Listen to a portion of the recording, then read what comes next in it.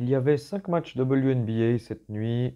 On en fait le rapide résumé maintenant, tous ensemble, avec le premier match qui était le choc au sommet entre New York et Connecticut, euh, entre les deux équipes en tête du classement, qui avaient exactement le même bilan dans cette rencontre. Et c'est encore une fois, j'ai envie de dire, New York qui s'en est sorti 71 à 68 grâce notamment à un panier de Sabrina Ionescu à la fin et, euh, et une belle victoire pour New York qui a su faire le travail sans une de leurs joueuses clés, Bethany Lainey Hamilton. C'est une belle victoire. Les 21 points de Sabrina Ionescu, le gros double-double de Brianna Stewart, 18 points, 14 rebonds.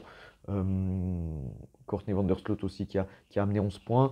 Comme lors du premier match qu'elles avaient gagné un peu plus tôt dans la saison, elles ont réussi à bien défendre et à limiter, à forcer un peu Tiasha Harris à beaucoup prendre de tirs. Elle finit à 4 sur 14, dont 1 sur 6 à 3 points.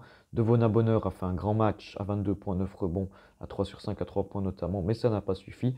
Fait marquant de ce match-là, New York n'a shooté que 13 fois à 3 points. Je pense que c'est de loin leur plus petit total de la saison, mais malgré ça, elles ont réussi à trouver d'autres solutions pour remporter ce beau succès à l'extérieur qui plus est. Le deuxième match, c'était Washington qui se déplaçait du côté d'Indiana. Indiana en confiance et sur une bonne dynamique après leur victoire du côté du leader New York. Ben, ça n'a pas été si simple. Il y a déjà eu une première chose, c'est que Nalissa Smith n'était pas dans le 5, c'est Lexiol qui prenait sa place. Choix tactique, choix de coach, petit problème au sein de l'équipe. Un peu étonnant ce choix pour ma part, mais en tout cas, Washington est allé chercher ce succès 89 à 84 et Washington qui de ce fait voilà, bon, se relance un tout petit peu dans la course, j'allais dire au playoff, c'est peut-être un peu exagéré, mais reviennent à 3 points, à 3 matchs pardon, d'Indiana. On a eu une équipe de Washington qui a fait vraiment un bon match, qui a joué sérieux face à une équipe d'Indiana qui a beaucoup trop perdu de ballon, 23 au total. On peut noter du côté de Washington notamment les 26 points d'Ariel Atkins, large meilleure scoreuse de son équipe. Derrière, on a un quatuor avec 13 points de Stephanie Dolson, qui s'est d'ailleurs pas mal frité et qui allié à Boston. C'était assez chaud. Allié à Boston, qui a vécu un match très difficile. Julie Vandelou, qui a retrouvé un peu la main à 3 points. 3 sur 7 pour elle, 13 points. 12 points pour la rookie Alia Edwards, qui continue sa belle saison. Elle prend également 6 rebonds et délivre 4 assists. Et les 10 points de Shatori Walker Kimbrough. Du côté d'Indiana, les 29 points, 13 passes, 5 interceptions, 3 contre. Et on peut aussi lui mettre 5 rebonds à des pourcentages extrêmement bons de Caitlin Clark n'ont pas suffi. La rookie a encore été très forte. Elle était un peu seule. Kelsey Mitchell a été extrêmement maladroite à 3 points. 0 sur 8. 15 points pour elle. Nalissa Smith, 11 points. Une défaite. Voilà, Indiana a manqué, peut-être c'est encore la jeunesse, a manqué de rigueur et de sérieux. Après cette belle victoire face à New York, elles se sont peut-être vues trop belles un peu trop vite. Ça arrive à des jeunes groupes. On espère qu'ils vont relever un peu la tête. Et bravo à Washington qui a largement mérité sa victoire malgré les absences de joueuses cadres qui sont comme Austin, comme Britney Sykes et comme Carly Samuelson. Le troisième match, une équipe en crise, Atlanta, qui a concédé sa 5e défaite, en plus dans un match important pour la lutte au playoff, du côté de Chicago. 69 pour le Dream, 78 pour Chicago. Chicago qui est maintenant 7e avec 2 matchs d'avance sur Atlanta, 9e. Atlanta, malgré les 20 points d'Alicia Gray, pas grand-chose à tirer, c'est difficile en attaque, c'est très compliqué face à une équipe de Chicago qui a fait le travail avec Kennedy Carter encore en meilleure marqueuse, 19 points, mais également 5 rebonds et 5 passes.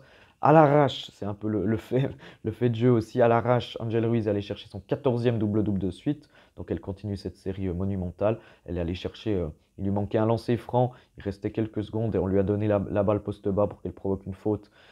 Et elle a mis ses 2 lancers pour finir à 11 points, 13 rebonds, mais également 3 interceptions et 2 contre. Le joli double-double de Camilla Cardozo à 10 points, 11 rebonds. Et cette belle victoire de Chicago qui continue à proposer des bonnes choses. Elles avaient perdu leur dernier match, mais elles sont plutôt sur une bonne dynamique.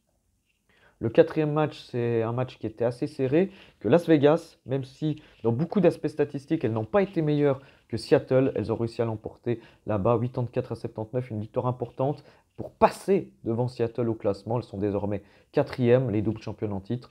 Victoire difficile, mais victoire acquise surtout grâce à un gros troisième carton remporté 30-19.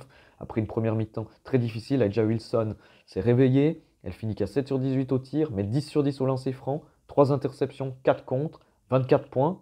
Jusque-là, des stats qu'on a plus ou moins l'habitude de voir. Mais elle est allée chercher son record au rebond, 20 rebonds. C'est pas souvent non plus qu'on voit ça. Une énorme performance de la j'allais dire la MVP en titre. Non, elle n'est pas MVP en titre, mais la MVP des dernières finales qui a été tout simplement monumentale encore sur ce match.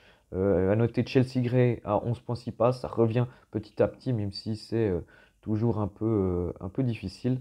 Belle performance de sa part et belle victoire des Aces. C'était pas forcément évident, mais ils ont réussi à aller la chercher face à une équipe Seattle qui a surtout pu compter sur une grande Jewel Lloyd, même si encore une fois un peu maladroite, elle finit à 28 points.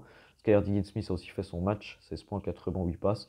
Le double-double d'Ezzy McGregor à 10 points d'Irbon. Le match beaucoup plus difficile de Nneka Ogwumike, un de ses pires matchs cette saison, 9 points, 8 rebonds, ça peut encore aller, mais 4 sur 15 au tir. Match difficile et donc défaite de Seattle qui recule au 5e rang. Elles se font passer devant par leur adversaire du jour. Et le dernier match, c'est Dallas qui s'est incliné du côté de Phoenix 184. Après une bonne première mi-temps, elles ont explosé en deuxième, malgré les 19 points de Natasha Howard, les 19 points d'Odyssey Sims à 5 sur 6 à 3 points. Les doubles-doubles Tayara McCowan et d'Arike Ogunbowale. Arike Ogunbowale qui au passage est allé chercher son record à la passe. Ça n'a pas suffi. Phoenix avec Kalea Copper pour la 7e fois de la saison à 30 points ou plus, 32 pour elle. 23 points de Brittney Griner avec 2 paniers à 3 points. 14 points, 6 passes de Natasha Cloud, le record en carrière de Kiki Herbert-Harrigan et une belle victoire du Mercury pour, pour rester toujours ancré à cette 6e place. Et je crois que c'est un troisième succès de rang, donc la dynamique est plutôt bonne. Voilà, en quelques minutes, le résumé de la journée. On se retrouve dans la suite de la semaine pour d'autres analyses vidéo ou écrites. Bye bye.